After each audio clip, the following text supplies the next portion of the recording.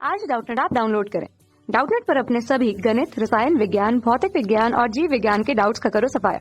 बस प्रश्न की फोटो खींचो, एक ही प्रश्न को क्रॉप करो और तुरंत वीडियो सोल्यूशन पाओ। अभी डाउनलोड करें। देखिए प्रश्न 0 तथा 1 के बीच दो वास्तविक संख्याएं a तथा b है। a जिसके निर्देशांक दिए a,1, b जिसके निर्देशांक a,1, b और c जिसके निर्देशांक तथा c जिसके निर्देशांक 0,0 एक त्रिभुज के शीर्ष हैं। यदि त्रिभुज ABC समद्विबाहु त्रिभुज हो जिसमें AC बराबर BC तथा 5 गुना AB स्क्वायर बराबर 2 गुना AC स्क्वायर, तब A बराबर 1/2, A बराबर 1/4, B बराबर -1/2 और B बराबर 1/4। तो हमें बताना है इनमें से कौन सा विकल्प सही होगा। ठीक है, तो देखिए इसे हम कैसे सरल करेंगे। पहले यहाँ पे हम एक त्रिभुज बना लेते हैं।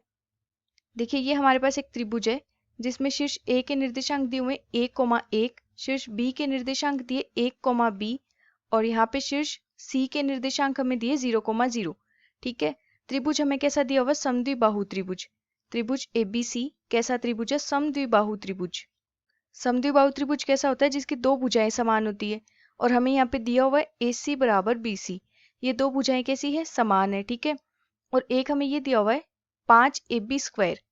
5AB स्क्वायर बराबर 2 गुना AC स्क्वायर। ठीक है, अब देखिए यहाँ पे हम क्या करते हैं, AB, BC और AC इनके मान ज्ञात कर लेते हैं।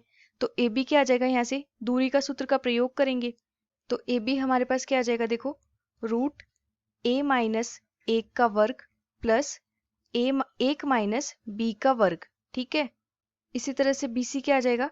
BC बराबर रूट 1 माइनस 0 का स्क्वायर प्लस b माइनस 0 का स्क्वायर। ठीक है, या फिर इसको ऐसे लिख देते हैं, root 1 square plus b square, या फिर यहाँ से लिख सकते हैं रूट 1 प्लस b स्क्वायर।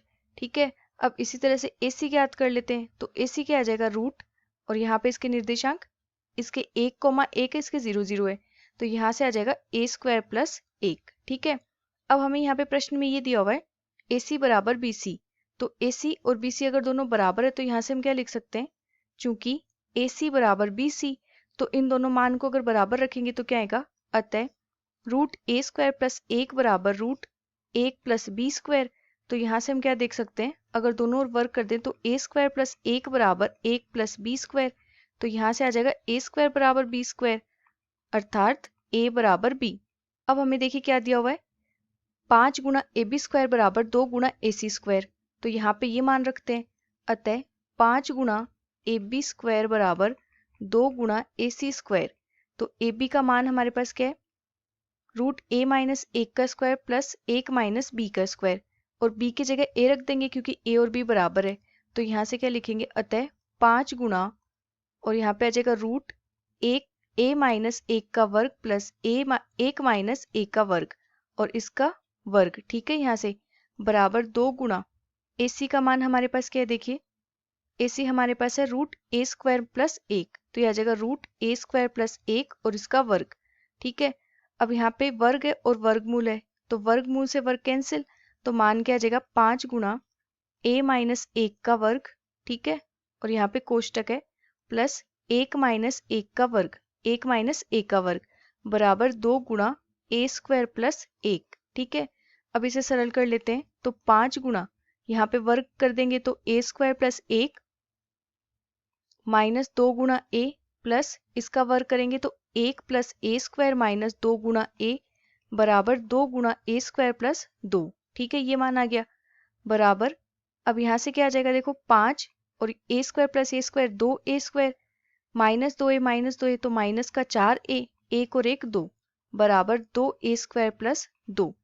यहाँ से 2 कॉमन लेके लिखेंगे तो 5 तो है ही, गुणा 2, यहाँ से आ जाएगा A square minus 2A plus 1 बराबर, यहाँ से 2 कॉमन लेके तो 2 गुना A स्क्वायर प्लस 1, दोनों तरफ से 2 कैंसिल, तो यह आ जाएगा 5, गुना करके लिख देंगे 5A square minus 10A plus 5 बराबर A स्क्वायर प्लस 1।